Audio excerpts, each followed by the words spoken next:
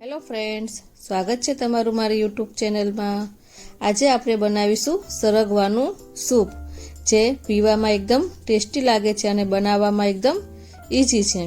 સરગવાનું soup પીવાથી આપણને શરીરમાં ઘણા બધા ફાયદા થાય છે। તો ચાલો જોઈએ આપણે તેની રેસીપી। સરગવાનું સૂપ બનાવવા માટે મેં અહીંયા આગળ 7 થી 8 સરગવાની સિંગ લીધી છે। તેને આ પ્રમાણે નાના નાના ટુકડા કરી લેવાના છે। તેની અંદર આપણે એક ડુંગળી નાખીશું, એક ટમેટું નાખીશું, 6 થી 7 લસણની કળી અને અડધો ઇંચ આદુનો ટુકડો લેવાનો છે। હવે એક કુકરની અંદર સરગવાની સિંગને ધોઈ સાફ કરી અને પછી તેની અંદર નાખીશું।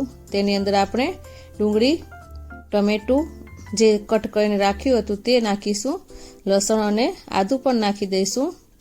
1/4 ટીસ્પૂન જેટલી આપણે હળદર નાખીશું। 1 ચમચી ભરી અને આપણે જીરું પાવડર નાખવાનું છે। મીઠું આપણે સ્વાદ પ્રમાણે લઈશું અને તેની અંદર આપણે 2 થી 2.5 કપ જેટલું આપણે તેની અંદર પાણી ઉમેરવાનું છે। 2.5 કપ જેટલું પાણી નાખી અને આપણે કુકરને બંધ કરી અને ગેસ ઉપર 3 થી 4 સીટી આપણે વગાડી લેવાની છે।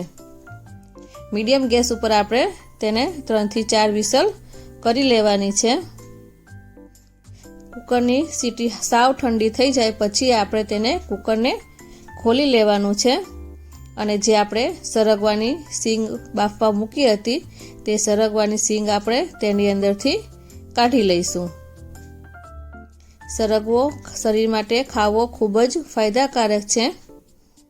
આ રીતે આપણે સરગવાની સિંગ બધી કાઢી લઈશું અને પાણીનો જે ભાગ હતો એ પાણી અને ડુંગળી ટમેટા આપણે તેને ગાળી લેવાનું છે।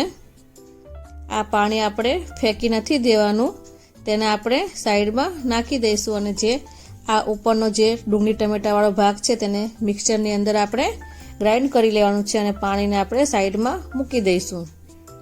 હવે જે સરગવાની સિંગ આપણે બાફીને રાખી હતી તેની અંદરથી આપણે આ રીતે પલ્પ બધો કાઢી લઈશું અને છોતરાઓને સાઈડમાં કરી લઈશું।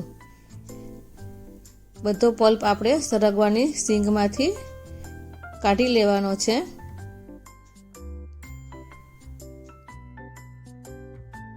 તમે જોઈ શકો છો કે મેં બધો પલ્પ કાઢી લીધો છે। હવે એક મિક્સચર જારની અંદર આપણે જે ડુંગળી ટમેટા ને બધું ગાળીને રાખ્યું હતું, અલગ કર્યું હતું, તે પેસ્ટ આપણે તેની અંદર નાખી દઈશું અને જે આપણે સરગવાનો પલ્પ કાઢ્યો હતો તે પણ આપણે તેની અંદર એડ કરી દેવાનો છે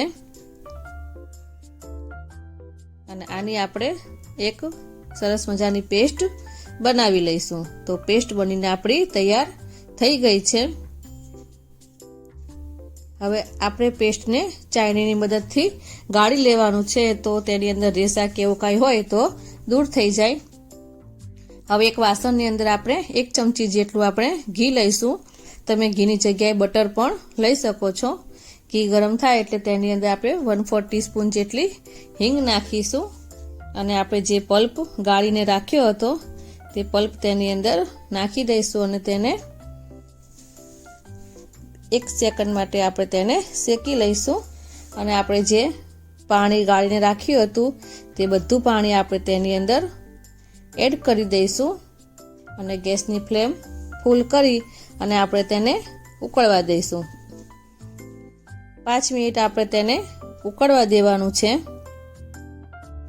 પછી આપણે તેની અંદર 1/4 ટીસ્પૂન જેટલી કાળા મરીનો પાવડર નાખીશું અને લીલા ધાણા આપણે સમારીને તેની અંદર એડ કરીશું।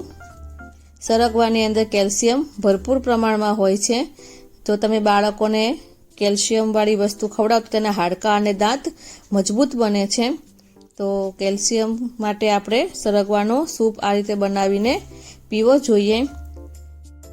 હવે ગેસની ફ્લેમ ફૂલ રાખીને આપણે 5 થી 10 મિનિટ માટે તેને બરાબર ઉકળવા દેવાનું છે। જો તમે પ્રેગ્નેન્ટ હોય કોઈ લેડીઝ અને તમે દરરોજ આ રીતના સરગવાની સિંગ તમે ખાઓ તો તમારા બાળકને તે ભરપૂર પ્રમાણમાં કેલ્શિયમ મળી રહે છે।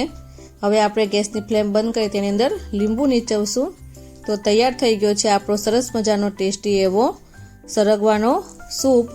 તમને મારી આ રેસીપી કેવી લાગી મને કમેન્ટ બોક્સમાં જરૂરથી જણાવજો.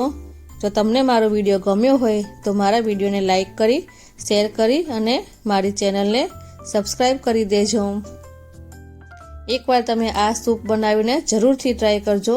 ખૂબ જ ટેસ્ટી લાગે છે અને બધાને ખૂબ જ ભાવશે. તો ફરી મળીશું નવા વિડીયો સાથે. Thanks for watching.